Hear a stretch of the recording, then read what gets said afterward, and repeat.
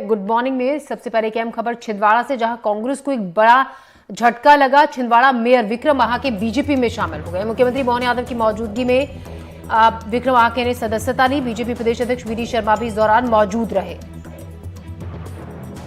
भाजपा को खड़ा करने का निर्णय किया है। मेरी अपनी ओर से महापौर और सभी लोगों से कहा कि छिंदवाड़ा के विकास में हम कोई कोर कसर बाकी नहीं रखेंगे।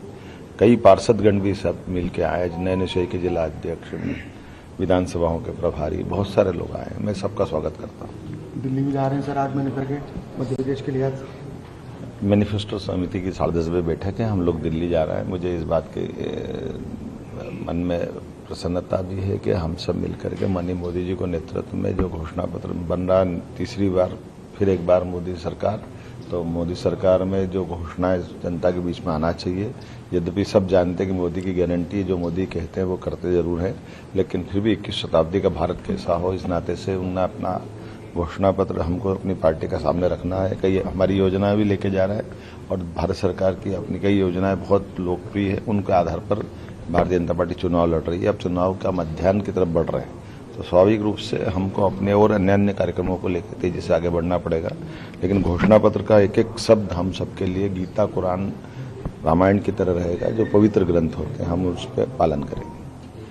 छिंदवाड़ा से आने वाले क्या लगातार आप छिंदवाड़ा? सबसे पहले तो मैं छिंदवाड़ा के महापौर विक्रम आहाके जी और नगर निगम के अध्यक्ष, कई पार्षद जो आज भारतीय जनता पार्टी की सदस्यता ग्रहण की है, उनका मैं स्वागत करता हूं भारतीय जनता पार्टी परिवार में।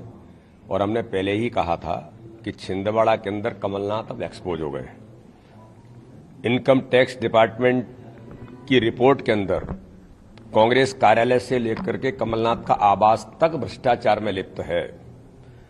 तो भ्रष्टाचारी करप्शन नाथ कमलनाथ आज छिंदवाड़ा की जनता में, जनप्रतिनिधियों में, और जो हमने कहा था कि छिंदवाड़ा आज प्रधानमंत्री नरेंद्र मोदी जी की गरीब कल्याण की योजनाओं के हितग्राहियों का गढ़ है, तो आज वहां की जनता ने तय कर लिया है कि 2024 के चुनाव में माननीय प्रधानमंत्री मोदी जी के नेतृत्व में इस बार कमल का फूल छिंदवाड़ा में खिलेगा।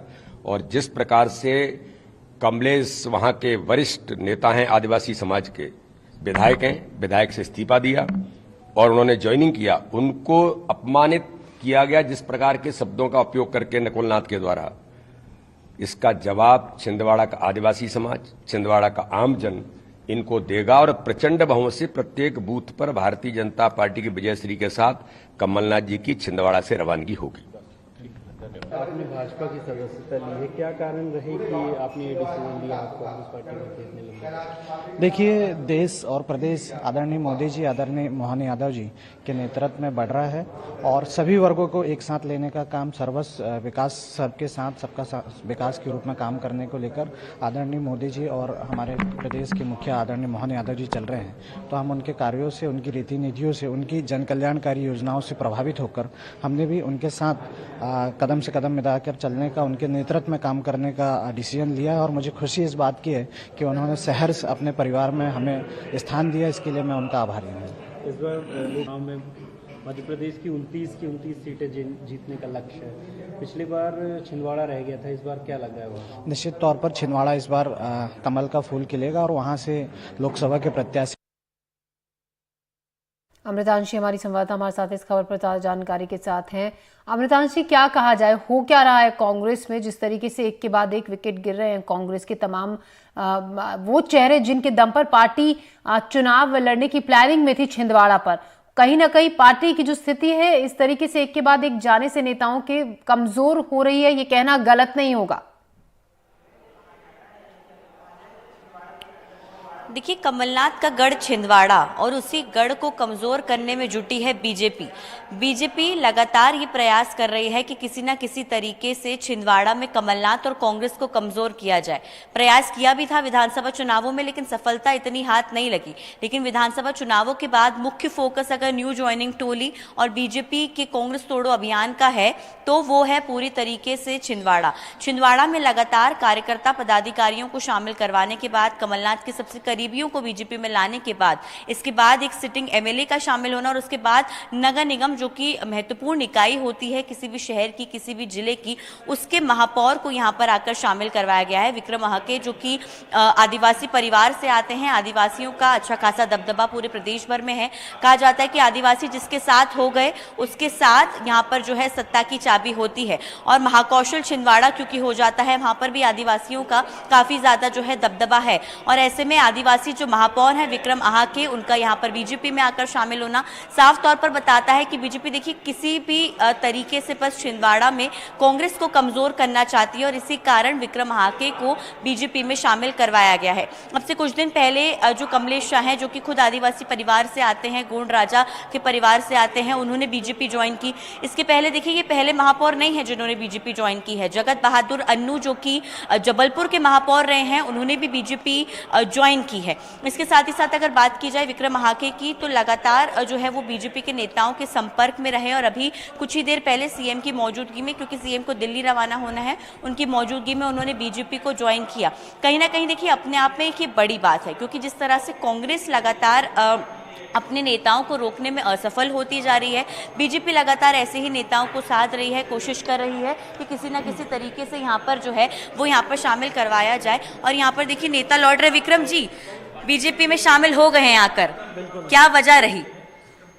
केंद्र की मोदी जी की सरकार और प्रदेश के हमारे मोहन यादव जी की सरकार जो गरीब कल्याण योजना कर रही है, सभी वर्गों को साथ में लेकर काम करने का काम कर रही है। निश्चित तौर पर उससे प्रभावित होकर हम आज मोदी जी के परिवार में शामिल हुए। आप क्या कमलनाथ की गढ़ को जो तोड़ने में बीजेपी की रणनीति है उसी में आपने साथ दे दिया है, क्या वजह रही है? क्या कमलनाथ से बनी नहीं?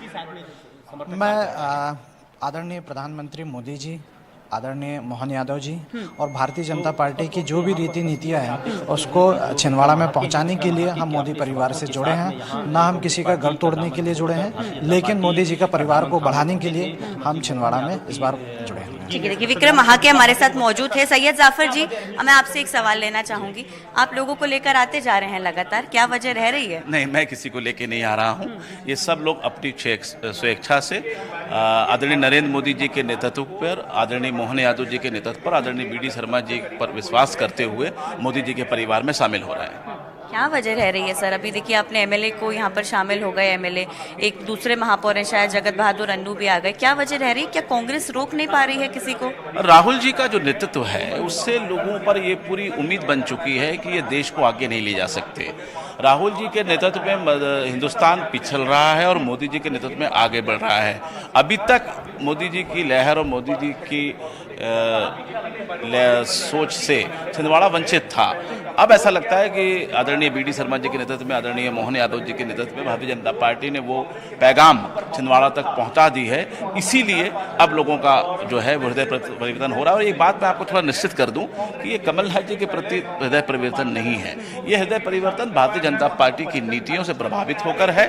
और हो सकता है कि कुछ हद तक सांसद जी और सांसद जी के आसपास की जो लोगों का कॉकस बना हुआ है उससे लगातार नाराजगी बढ़ रही है। ठीक है, देखिए एक बड़ी बात यहाँ पर जो है सैयद जाफर जी ने कही है कि जो कॉकस बना हुआ है नकुलनाथ के आसपास वो नाराज है और उसी कारण नाराजगी बढ़ रही है। अब ये नाराजगी क्योंकि कांग्रेस पर भारी लगातार पड़ती जा रही है। हमने एक्सक्लूसिव अभी बातचीत की विक्रम महाके से सबसे पहले, जिन्होंने कहा कि देखिए मैं प्रधानमंत्री मोदी की नीतियों से प्रभावित हुआ हूँ।